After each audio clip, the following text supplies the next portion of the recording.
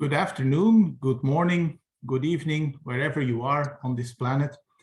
Welcome to this Transatlantic webinar on the US Supreme Court's EPA judgment. It's a transatlantic dialogue on regulatory space for climate change policies. So let me quickly introduce you to the webinar and to our distinguished panelists. My name is Jan Wouters. I'm a professor of international law at the University of Leuven in Belgium, and I'm also an administrator of the America-Europe Fund at KU Leuven. This event is co-organized by the America-Europe Fund, by the America-Europe Youth Forum, and by the Leuven Center for Global Governance Studies.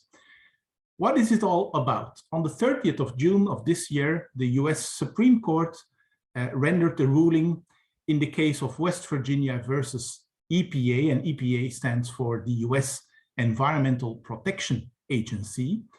And in that ruling, it found that the EPA does not have the authority to force electric utilities to close down coal-fired power plants and to shift to wind, solar, and other renewable forms of generation. With a 6-3 majority, the court held that the US Congress had not granted EPA in the so-called Clean Air Act the authority to devise emission caps based on the generation shifting approach which the EPA took in its Clean Power Plan. Now this ruling, this SCOTUS climate ruling as it is called, has been qualified as a major blow to climate change policy. But what does the ruling exactly say?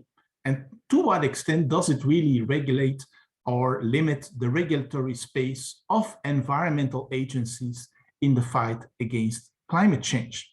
And how should lawmakers, policymakers deal with the case?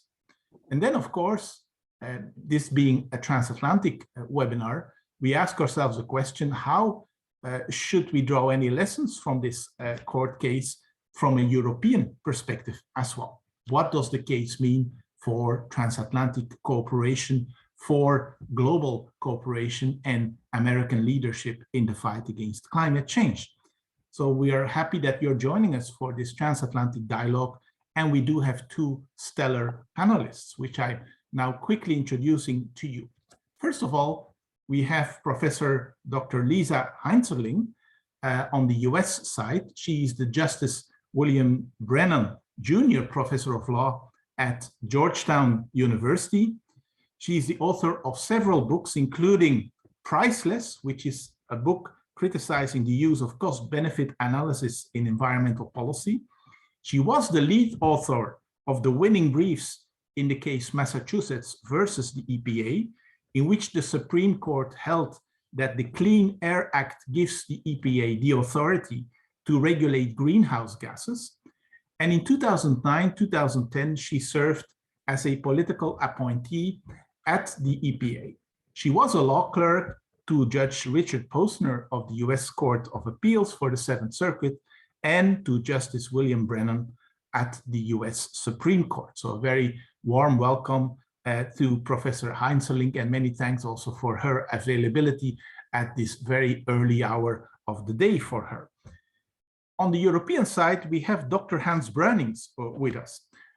Dr. Hans Bruynings has been the executive director of the European Environment Agency since the 1st of June 2013. In 1996, he completed a PhD in international environmental politics at Colorado State University, and he has been a professor in environmental politics at several universities in the Netherlands, but also at KU Leuven in Belgium, where from 2010 onwards, he was the director of the HIVA, a research institute which specializes in policy research. And over the last 20 years, Dr. Bruynings has conducted research in more than a dozen countries in areas including environmental politics, climate change, and sustainable development. So I think you will agree with me, we really have a great cast of speakers. And let us maybe immediately dive into the discussions now and go for a little bit of contextualization. And maybe I would like to ask Professor Heinzelling the question, well, as I said in my introduction, this ruling of the US Supreme Court has been qualified as a major blow to climate change policy.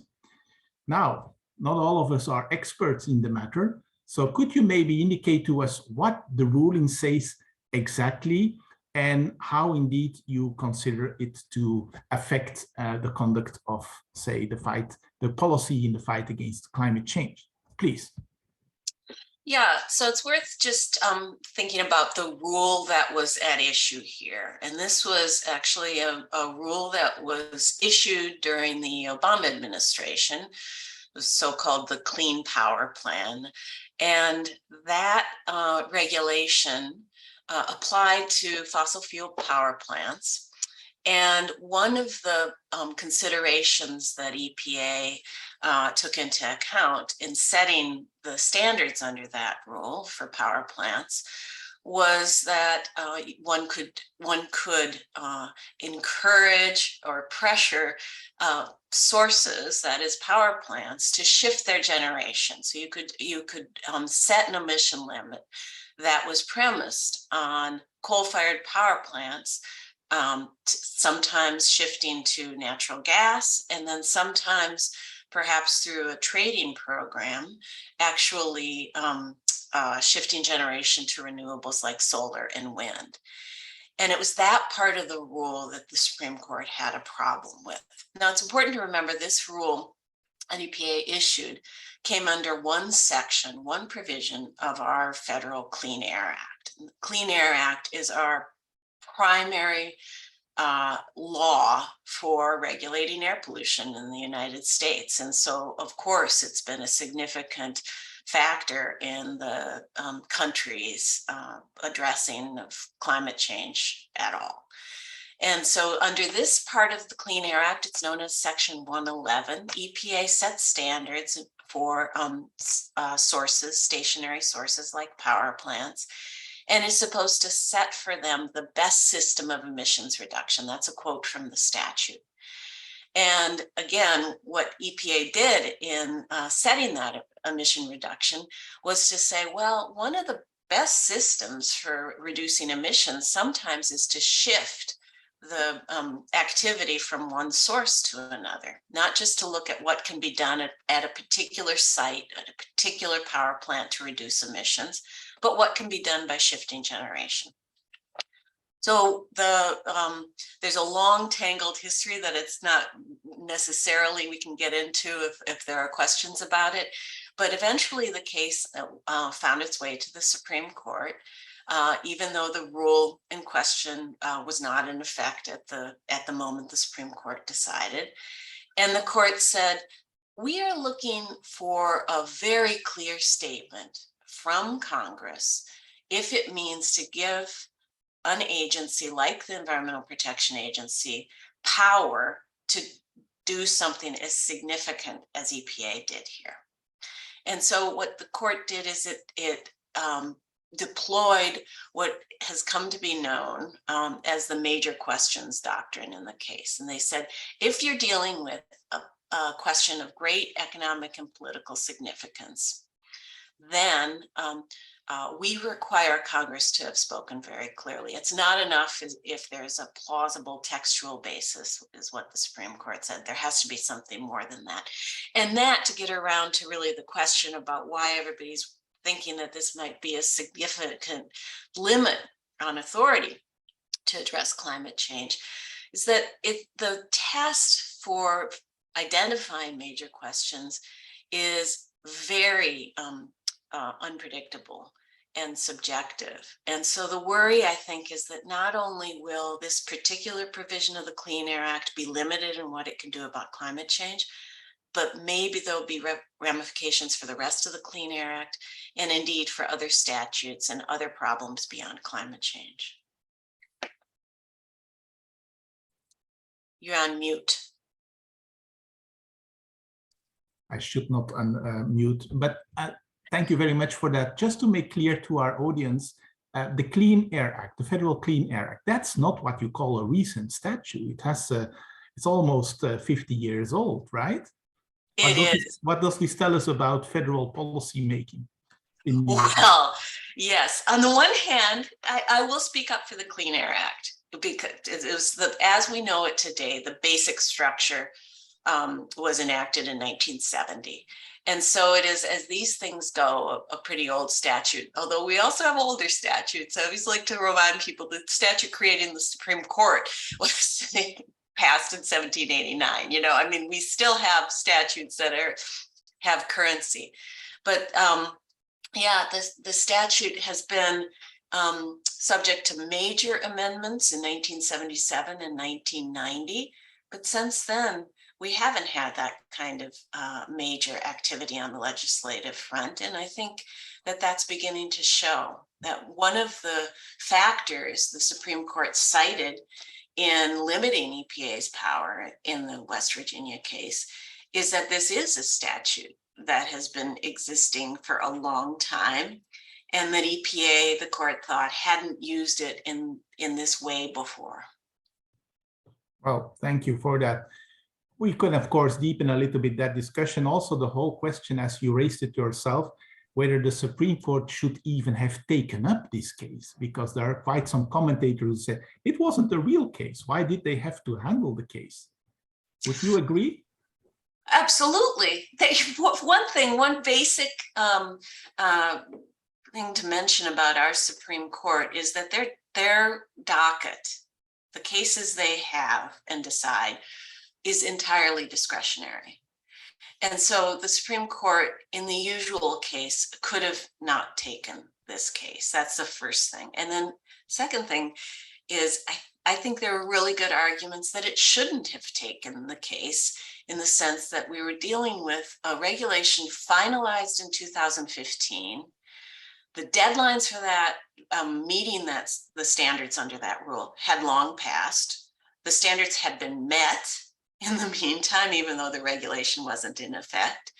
And so was a really good argument that the case had either become moot, that is, it just was no longer legally relevant, or that there was no injury that would give the states standing to pursue the case. But the court rejected all of that, and what was kind of a surprising ruling for many of us.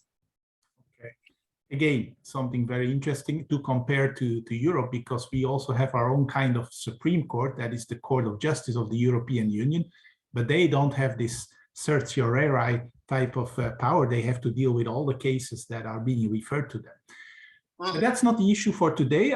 If I may, I'd like to move on and go to our other European panelist, Dr. Hans Bruinings, to maybe share with us a little bit, let's say, how he thinks the Supreme Court's ruling affects international and maybe even European Union climate change policy. And we know, of course, Dr. Bruinings, in his capacity of executive director of the European Environment Agency, participates in a great number of international meetings with regard to the international framework in the fight against climate change. So maybe, given our non-specialized audience, it's maybe useful that Dr. Bruinings say a few words about this international and EU framework for climate change policy, and then to situate a little bit how he thinks the EPA ruling of the US Supreme Court fits into that framework. So, Hans, please. Okay, thank you, Jan. Thanks for the invitation, and also it's a pleasure to listen to Lisa Heinzerling's introduction. She mentioned 1990 as the last fundamental change to the Clean Air Act, which in its day was world leading. The US environmental statutes in the late 1960s and 70s were actually leading globally and were an inspiration to a lot of European law and policy making. 1990 is an interesting year because it was the year that we started to negotiate what became the United Nations Framework Convention on Climate Change. Yeah? And of course, that is by now, it was open for signature in 1992. That is 30 years old. And the world has moved on.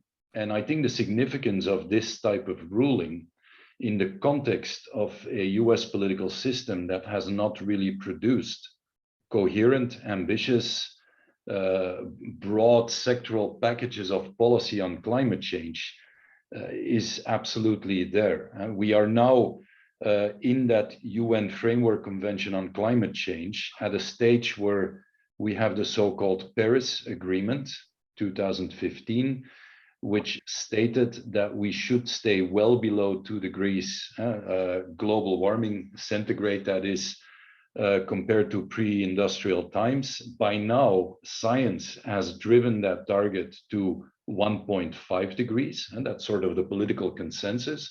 We should do everything to stay below 1.5, keep that alive. Well, this current ruling is clearly not contributing to the capacity of the US federal government to come with the type of policy packages that can be a credible contribution to this global endeavor. And this comes after the previous administration under President Trump, who completely stepped away from global climate change ambitions altogether, who even was on the side of denying what the problem was. So it makes it difficult for the US to come to the table, because on the one hand, you have an administration that has stated clearly that it wants to be part of a global climate solution, with John Kerry as the sort of global ambassador for that, speaking out clearly in favor of the Paris Agreement and being active in negotiations. On the other hand, you've got that same actor coming to the table with at least one hand behind the back, and by now maybe two hands behind the back. So a bit, curtailed in its capacity to respond. And the US is critical. It's the second largest emitter on the planet after China, with a lot less people in the country. So per capita, it's a really big actor, and it has the largest historical emissions. And both of those elements matter in climate negotiations. And so I've said in the past that we don't have a snowball's chance in hell to reach our global climate ambitions without the US coming to the table with credible, forward-looking, ambitious policies that address not only what was at the core in this ruling, the energy system, but also agriculture and the food system, the mobility system, the built environment. And that is for the moment lacking. And that comes at a time when Europe has produced in the last 2 years a tsunami of legislation pushing for climate neutrality by 2050, putting on the table ambitions of minus 55% reductions for 2030, with repercussions for the complete European economy. Every sector, every part of our economy, including the financial economy, financial institutions, will be touched by that in a major way. So I think it makes the position of the US difficult in global negotiations, and it gives an easy excuse to some of the growth economies, but also some of the less developed countries, to say, well, if the US is not addressing this seriously, why should we?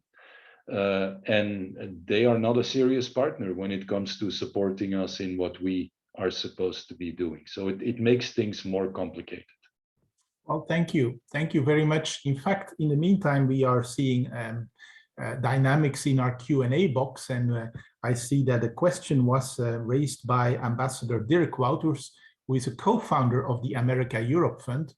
And if I may simply read the question and ask Lisa to comment upon it. The question is actually, what does prevent the legislative branch of the US, the federal legislative branch, to provide a more plausible or solid legal basis and give more clear authority to the EPA? And, as apparently has been said, is it true that the decision of the Supreme Court can potentially be repaired in 30 seconds? Those 30 seconds sayings, as we know also from Belgian politics, are sometimes a bit tricky, but let me look at Professor Heinzeling to see what she thinks about this. In theory, you could repair it in 30 seconds by writing a crystal clear sentence giving EPA authority to address climate change, let's say an amendment to the Clean Air Act. So there, I don't know that it would take that many words to make that clear, but you have to think, one, how long would it take to get to that sentence? And are we capable right now of getting to that sentence? We just saw climate legislation defeated again in the Senate by one person, Senator Joe Manchin, and his decision. And so we're in a political situation here that is not conducive to the 30-second solution, let's just say. And so that is very worrisome. So just getting the kind of political agreement necessary to have any significant legislation is very difficult. And then I will also say that the Supreme Court is, I think, a hostile audience right now, and strangely a hostile audience when it comes to Congress's legislation on the environment. And so that one has to realize that what they're looking for is something that is not just seems to point in the direction of addressing climate change or greenhouse gases, but that really clearly does. And many statutes can become ambiguous and not clear if one devotes enough lawyers' hours to making those arguments. So the worry is in theory, yes, 30 seconds, fine. Pretty quick fix for the particular problem under the Clean Air Act that was addressed in West Virginia, but it's more complicated than that. Jan, if you allow me to build on that, I think that also explains the explicit political character of this Supreme Court ruling, because they know the context very well, of course. In the US Senate, in the last 2 decades, not one significant ambitious package of climate change regulation has made it through the Senate. Yeah? So what this is a sort of curtailing of federal authority in this matter, and also therefore pushing it to the state level, which means that there is very little coherent, ambitious climate policy space that is left in the US for the moment. And where I would also build on Lisa's, it would of course be good, yeah, in theory, 30 seconds to turn it around and to give clear authority under the Clean Air Act. But even that, from a European policy perspective, I would find very limiting, because it would be the Clean Air Act. Yeah?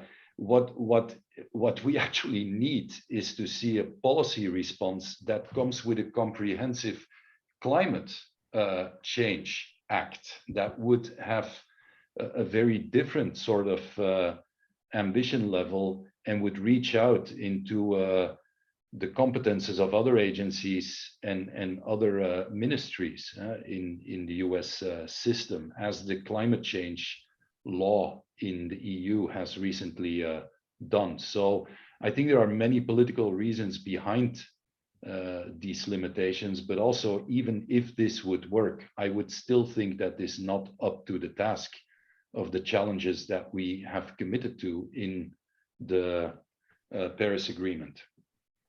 Well, thank you. Maybe before I return to Professor Heitzerling, something which your additional remarks triggered, Hans. It's like you said, well, once upon a time, the US was really leading in climate. I mean, not in climate change, but in, let's say, environmental legislation and policy making. And then, well, we have seen something like the European Community and then the European Union taking over, strengthening its legal basis in the treaties to adopt legislation and policies. But do you have something of a straightforward explanation that helps us to explain also our audience in North America? How come the EU seems to be able to adopt such legislation and ambitious policy goals? It's a very diverse club of countries. it looks almost kind of counterintuitive that they are becoming so, let's say, visionary or at least operational in terms of those legislations and policies. What explains this, Hans? Well, first of all, I think it's fair to say that without the EU, I don't think a single country in Europe would be where it is in terms of environment and climate policy.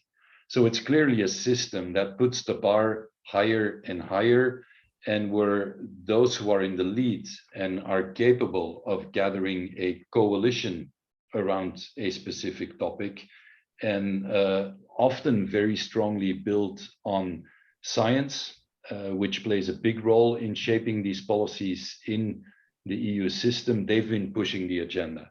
And in the first generation, it was all about fighting pollution. And that was closely linked to the same generation of policies in the EU and to human health. Yeah. The second generation of policies in the 1990s and into the noughties was more about economic efficiency gains in the system. And now the third generation, which is very much based on the global scientific consensus that climate change is a crisis, but also biodiversity is at that sort of tipping point, and our resource use is fundamentally unsustainable. That sort of realization is pushing the policies into a new era. It's the era where we say to industries, you will need to reinvent yourself. Not only less pollution, not only more efficiency or optimization, but reinvent yourself, reinvent the energy system in the boundary conditions of the 21st century. And the biggest role in this recent era, I think, is the acceptance of a strong science base. Of course, there are also 25,000 lobbyists in Brussels, but I think more and more industries and financial operators realize that if we don't push the economy in that direction, that we are actually organizing asset and capital destruction over longer periods of time, let alone the impact on society. So that is the basis of the current push, which I find, as somebody who leads an organization that is specializing in science base and bringing that to policymakers, is of course a really nice context to operate in for the moment. Yeah, the US system, which was leading, has since the 1990s, I think, been dominated by a relatively small number of special interests who have managed to work together with a system that facilitates blocking of decisions more than it facilitates making of breakthrough decisions. That's at least my understanding from where I sit. Thank you. It remains a miracle to me how, like, the many populist or nationalistic and so on parties in various EU member states have not been able to, in a certain way, object to these policy developments in the EU, but that's maybe the issue for a next webinar. I want to return to Lisa Heinzerling, maybe if you want to comment upon what Hans just said, but also maybe going back to the EPA Supreme Court ruling and asking ourselves the question, to what extent is there really now a limitation of the so-called regulatory space of environmental agencies, or by extension other federal agencies, to really cope with the fight against climate change? How should we indeed take up the case? Hans was referring to, say, the state level. Is that something where you believe action could be taken? What about the private sector? So can you maybe assess from the US side the ramifications of the ruling? Yes, and let me just say a word about the what Hans was talking about just for a second, and then I'll turn to the ramifications of the ruling, which is one of the unfortunate developments in recent years in the United States regulatory area has been the uptake of a certain anti-scientific attitude, sort of anti-evidence attitude. And I think we've seen that for some time. It's not just in the last few years. It's been rearing its head episodically for some time now. But I think that's one of the ways in which our system has become pretty good at saying no in a way, and not so good at saying yes to major innovation in these areas. So I don't know. I mean, we do have the laws that were supposed to be science-based, and they all spring from either particular understanding about harms to humans and the environment from pollution, or a particular understanding of technological development. But there's been this kind of, I think, like I say, kind of an almost anti-fact attitude that's become pretty common in our arena. Lisa, if I may, you have the very best universities in the world. How can this anti-scientific or anti-evidence kind of attitude, how can that flourish in a country like yours? Yeah, I at some level I'm mystified, and at some level I'm not. And I guess what makes me less mystified is the fact that we also have a huge amount of money poured into an effort to blur the science, to question it, to call everything into doubt, to say that we're not there yet. And it's very well funded, widespread, pretty, highly produced misinformation. So I do worry about that strain of the American thought at this point. But to return to West Virginia,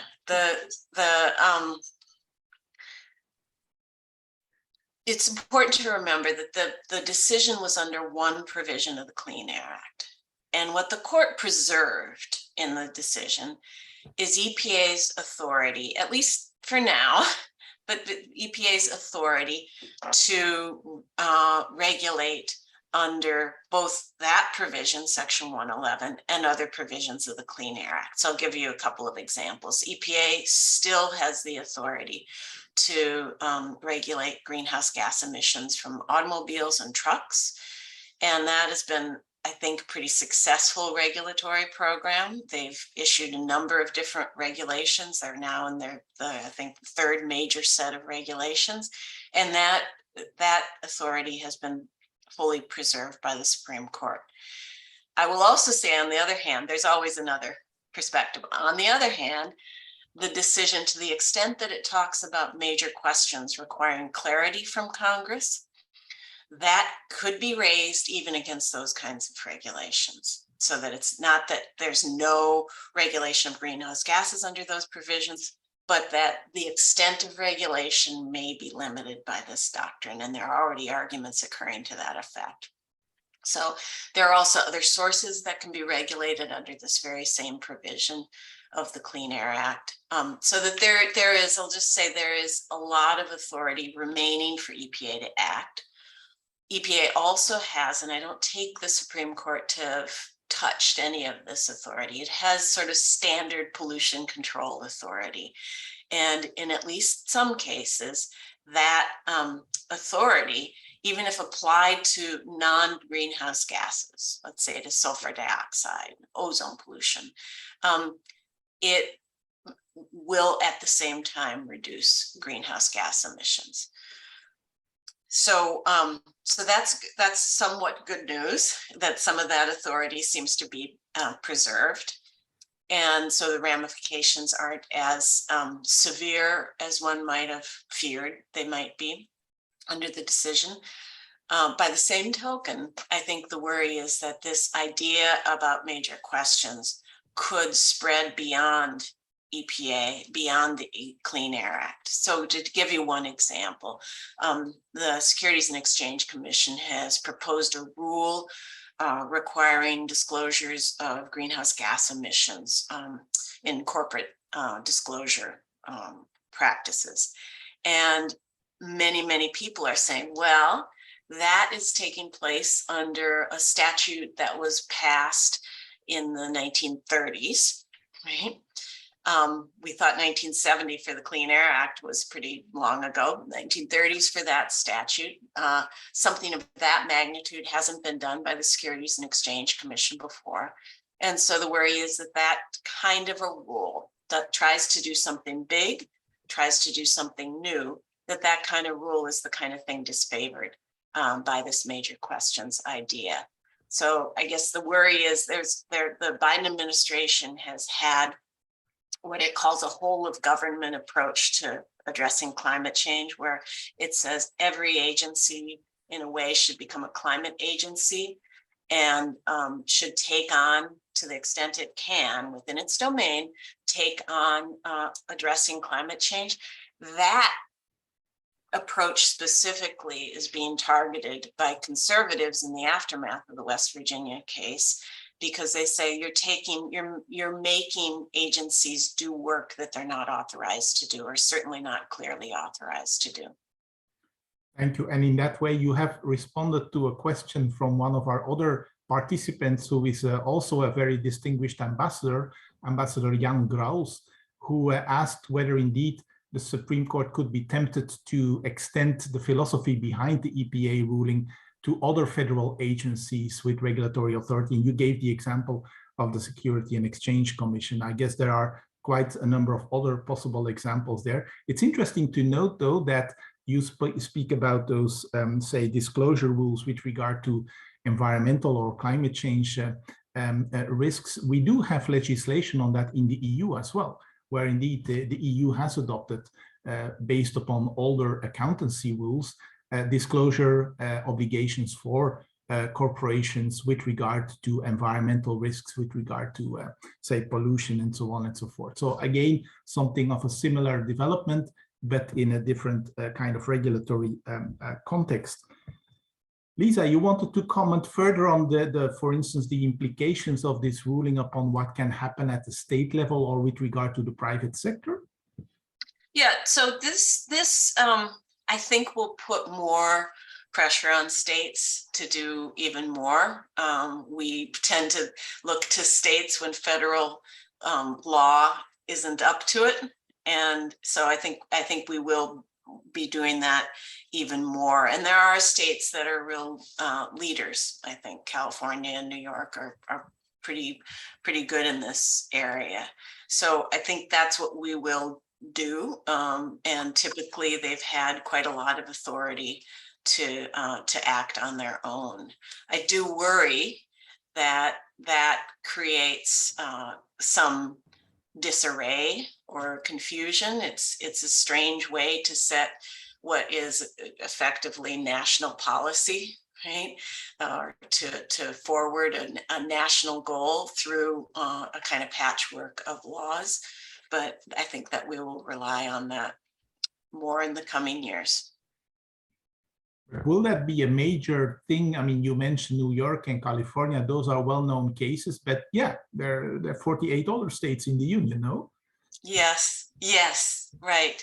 And many are not leaders by any means, and so it is a worry that it'll be, some states leading, some states lagging, and the sum total won't be sufficient to do the job. And that brings us to the private sector. What can we expect there? Some companies made pretty progressive briefs before the Supreme Court in this particular case. Is that a sign of hope? What can we expect from the private sector in the US?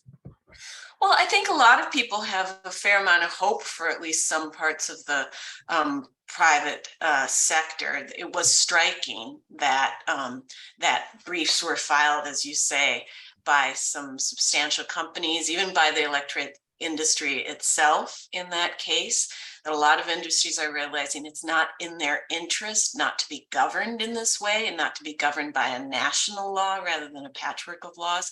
And so one hopes that both in pressing for more law on this and in doing their own work to reduce emissions, the companies will really sort of step up.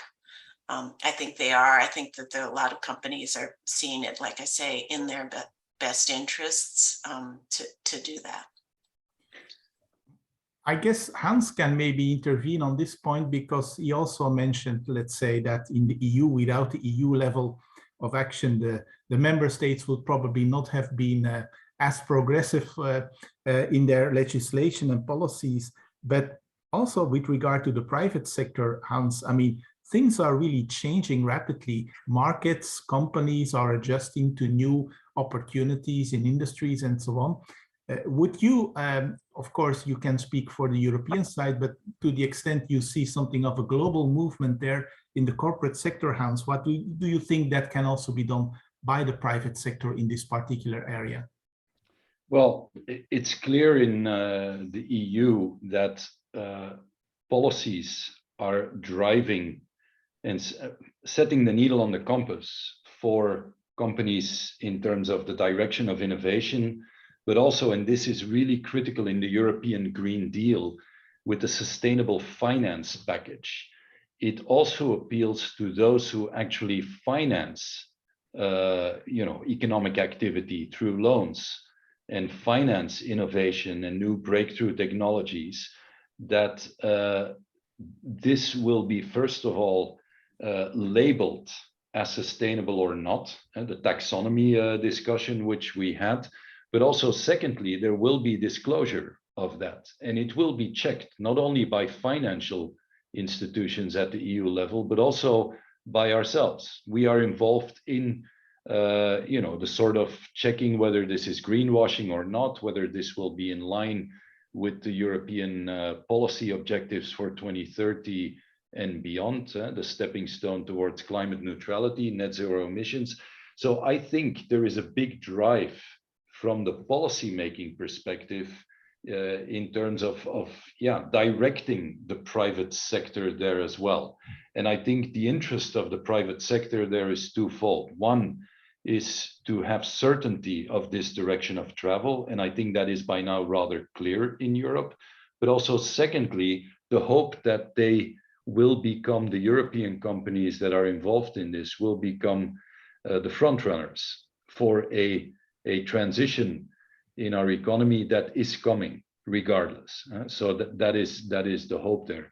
Now on the side of the US, if you look at the energy sector, there have been more investments and more jobs created in renewables than in those sectors that were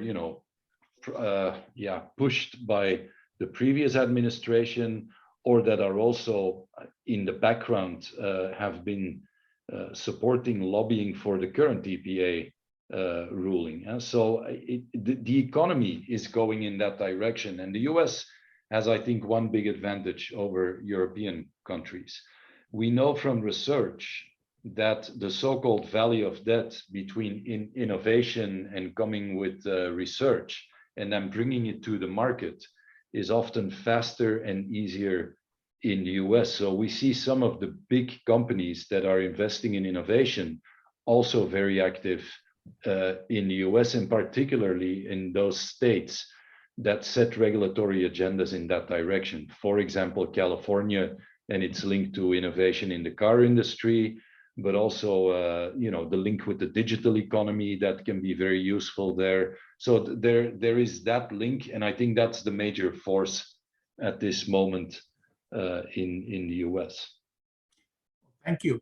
Let me turn back to Lisa, maybe to hear her views on this, but also in mentioning a question that was also raised by our audience, and that is about, well, to what extent can a US president like President Biden use his executive power in addressing environmental policy issues, climate change policy, and try to fill in the gaps after the current Supreme Court ruling that we are discussing today?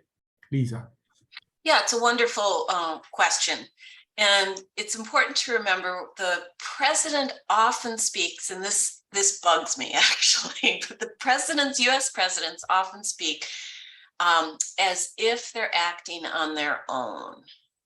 in these cases, so that President Obama, now President Biden, will talk about using their executive authority. They say, if Congress won't act, I will.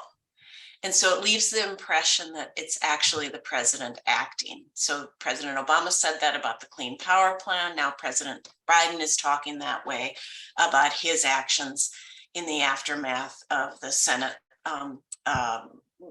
deal on climate collapsing. And so I just want to say, the president never acts alone on these matters. The president is always acting under some authority given by Congress. There are some cases in which the president has an inherent authority because it's foreign policy and something like that. But in all the cases we're talking about, the president is acting pursuant to a federal statute. And so that was what it was at issue, of course, in West Virginia. And so it's not a separate question. Well, if the Supreme Court rules this way, then the president can go and use some other separate executive authority and fix the matter. It's simply not true. The Clean Power Plan was itself an exercise of executive authority supported at the presidential level by President Obama, and the Supreme Court rejected it. And rejected it because it thought that Congress hadn't spoken clearly enough in the statute. But it's because of presidential rhetoric on acting alone without Congress, having a pen and a phone, and when Congress doesn't work, there's a lot of misunderstanding about what is actually happening. And to me, it's important to understand, again, the presidents almost never act alone. They act under authority granted by Congress. And one of the reasons that's so important in this context is that what that means is the Supreme Court rejected not just what the executive branch did or the EPA did in the West Virginia case, but it was really actually rejecting what Congress did. And so you can see the power struggle between the Supreme Court and Congress more clearly if you understand that in all these cases, what is at issue is an executive action taken pursuant to a duly authorized piece of legislation. And I think that makes the danger of the West Virginia case more palpable, in the sense that it's the Supreme Court taking on the power of Congress to ask an agency like the EPA to take on one of our major problems. Thank you. Jan, if I can build on that, I think the simple answer to Ambassador Wouter's question is not a whole lot. I think that the president can do a number of things, but they fall far short of the type of policy responses that we need to respond to the climate change crisis, if you want to.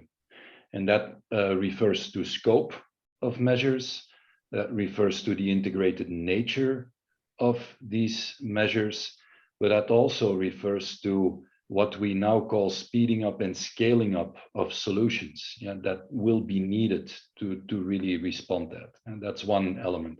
Secondly, building on existing legislation that is often decades old has certain possibilities, but of course, legislation and policies are also developing based on new insights, new challenges, new policy approaches that are needed, and those by definition are not part of these old statutes. And so, for example, climate adaptation is a reality in and of itself, which in Europe we've addressed to a climate adaptation law. That you cannot do that based on legislation that was made to address air pollution or to address most other things that are decades old. So I would say the other limiting factor is that legislation codifies new insights, new necessity, new policy responses to problems that were not there when the old legislation was there. It also often implies financial means alongside the objectives of the legislation, public budgets that are directed into a certain way, private budgets sometimes. So I would say for all of those reasons, the US president cannot go far enough using executive power to address these challenges. The other thing is, of course, that this can be turned back easily. When a new president comes in, you can turn back anything that has been taking place under so-called executive power, which is another serious issue. And we've seen that under the previous administration. They had a habit of turning back whatever they could turn back from previous administrations. So it is very limited, the space at this moment, I would claim, especially given what Lisa emphasized, that the president is not acting alone. You will always need Congress to a certain extent to push a set of measures through, even if it is based on the concept of executive power. And I would just add, I agree with what you just said, and I would just add that one of the, I think, really, in my view, misguided things about the Supreme Court ruling is that it even limits, I agree, old statutes only can go so far, but they can do some things. And what the Supreme Court basically said is you can't be creative under those statutes. You can't do something new that you haven't done before because you haven't faced the problem, right? There's something very, very paralyzing about the attitude that if you're dealing with a long existing statute and you're trying to do something new and creative and resourceful, that is somehow suspect. And so it even limits further what one can do with a statute that already, I think, by consensus, needed updating.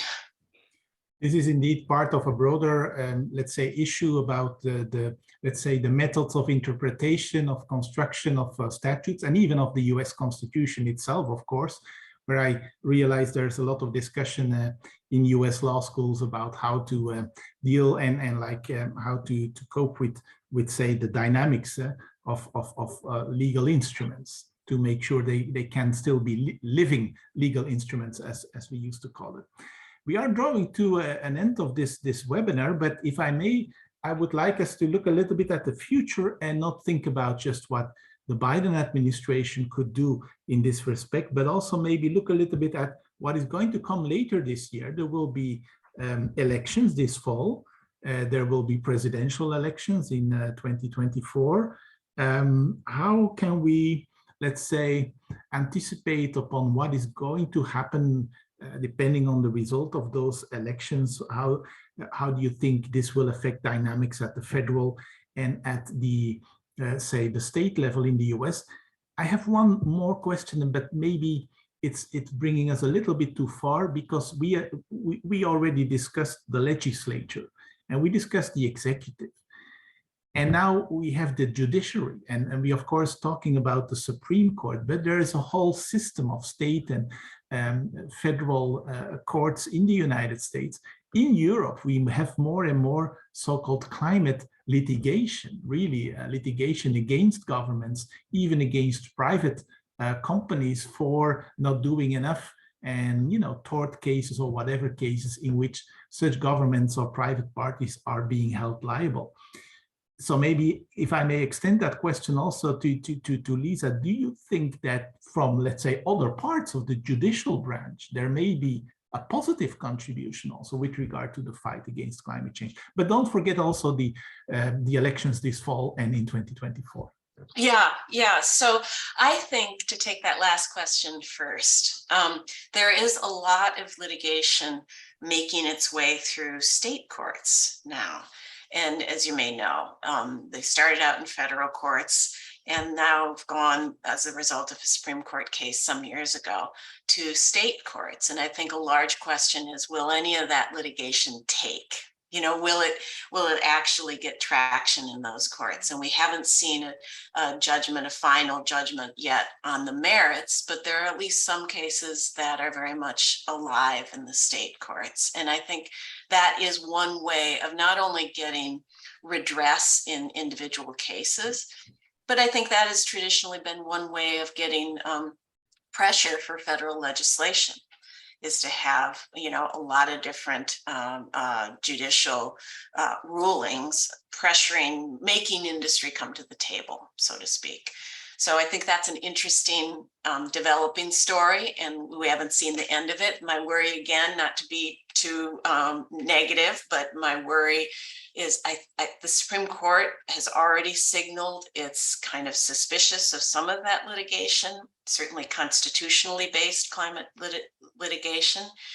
And so I know they have their eye on this, but I don't know what they'd do if they were faced with a state judgment on the merits, which is the kind of thing that usually they wouldn't get involved with.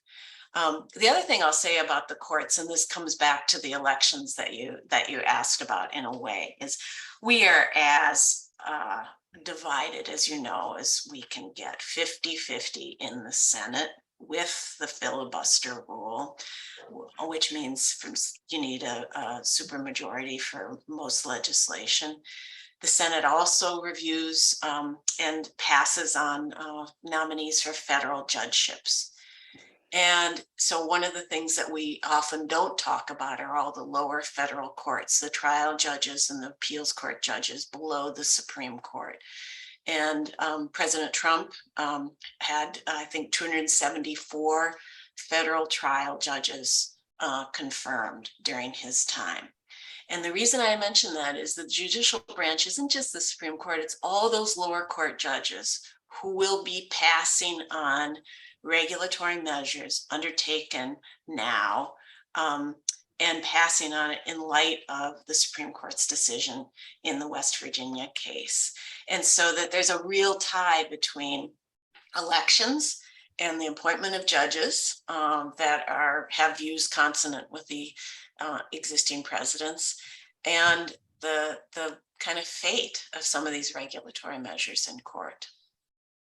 This is again a beautiful question for a follow-up webinar, because indeed in Europe we tend to look a little bit different at the position of the judiciary and the qualifications of judges as in their relationship to existing governments and the way in which judges have to be appointed and so on. But again, this goes way beyond our subject matter. I'm very grateful to our two speakers and to our audience for such a wonderful conversation. Maybe can I allow our two speakers to say a final thing that they still would like to convey as a message to our audience? Can we start maybe with Hans, of making your final statement for posterity, Hans? Well, that I don't know, but well, first of all, I would like to say this is a conversation that I think is important and deserves follow-up. So I would like to do that effectively with Lisa and in the chair that you now have, this America chair that I don't know the exact name, Jan, but I think it's important to follow up on this type of discussion. I think we have neglected a strong transatlantic conversation a bit over the last years, as we were focusing on China and on other places maybe, and I would like to be part of that type of conversation. Secondly, speaking from a scientific perspective, we are dealing with issues, climate change, biodiversity loss, that where the planet system is what scientists call at a tipping point. Yeah. And so that's why they use the term crisis. That's why they talk about urgency. That's why they talk about irreversible damage being done. And the attention is also shifting more and more to adaptation. We will need the strongest possible responses to this. I am not claiming that Europe is on every part of that in the absolute lead. We also have our difficulties addressing these issues.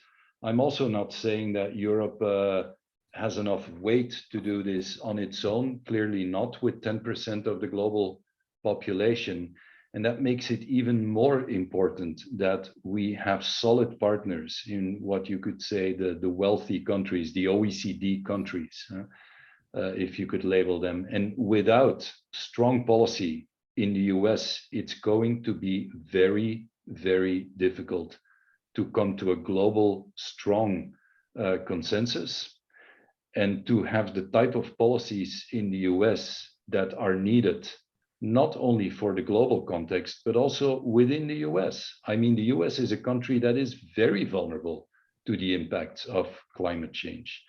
It's a country that is not necessarily set up to deal with climate change in a very good way, because the institutions nor the economy has evolved in that way in the last 30 years. So it is absolutely paramount that we keep this knowledge and science-based, but also institutional dialogue going, and that we try to be supportive from a knowledge perspective to the policymakers on both sides to come with the most ambitious policy packages needed to address these global issues. Thank you. Thank you very much, Hans. Lisa, your final words. I think these conversations are I also think they're really important. I also think that sometimes there's a little bit of desire on the part of audiences and so forth to say, you know, well, there's still hope. There's, you know, we can do things here in the United States despite a difficult picture and so forth. And I agree with that. So on the one hand, I want to say, all is not lost. I think we do have a president and administration right now that really do mean it when they say that they want to take on this problem. I see them adapting and responding to every new challenge. And so I think that is solid, that intention and desire to act on this problem is genuine. And I also have no doubt that there are creative people all over the government trying to work on a variety of solutions, not just one, but a variety of solutions. On the other hand, I also think that we have to be attentive to the challenges that do arise. And in this case, we've been talking about the Supreme Court's decision in this recent case and the obstacles that that poses to aggressive action on climate change. And I think really nothing good comes from not being clear-eyed about that challenge. One of the things, and this is a kind of good news, bad news story, is that one of the things that I've noticed in the aftermath of this decision, I've never had people talk to me about Supreme Court opinions in detail and Supreme Court doctrines in detail, people who are not lawyers, in the same way as they have after this decision. And I think one of the predicates of real change is that people being that engaged and that aware of the obstacles in the path of real progress. So I guess in a way, the Supreme Court has started that conversation. I don't like it particularly that they did that, but I do think that more and more people are understanding, you know, just the challenges that lie ahead and trying to meet them. Thank you. Thank you very much. So, dear panelists and dear audience, we're coming to the close of this webinar. I would like to really thank Professor Heinzelink and Dr. Hans Bruining for a very, very rich discussion where you must have felt that these are really important conversations where I think we need to deepen and continue the conversation on quite a number of issues. And that's what we intend to do with the America-Europe Fund and with the America-Europe Youth Forum. So please stay tuned with us. We are not yet going on holiday. I would also like to briefly indicate to those who are interested that next week, Thursday, the 4th of August, we are doing yet another transcontinental seminar, this time not with the US, but with, say, a New Zealand partner, in which we are discussing the new EU-New Zealand trade agreement, which is a part of the new, say, comprehensive trade agreements with very important sustainability and environmental chapters as well. So we will definitely continue up. But this time we're looking at the real big, say, down under rather than to the United States. So stay tuned with us. Thank you very much.